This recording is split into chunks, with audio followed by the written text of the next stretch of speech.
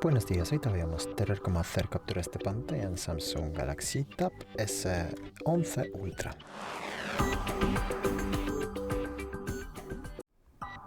Te voy a mostrar dos maneras. La primera es pulsar a la vez el botón encendido y bajar el volumen.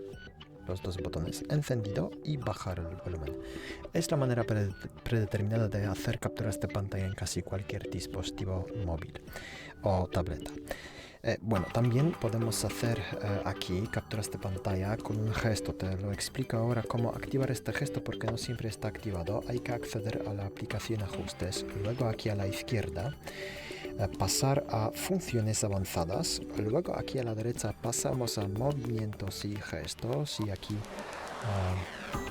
activamos este gesto, deslizar palma para capturar. Y ya con este gesto se pueden hacer capturas de pantalla como ves, sin problema.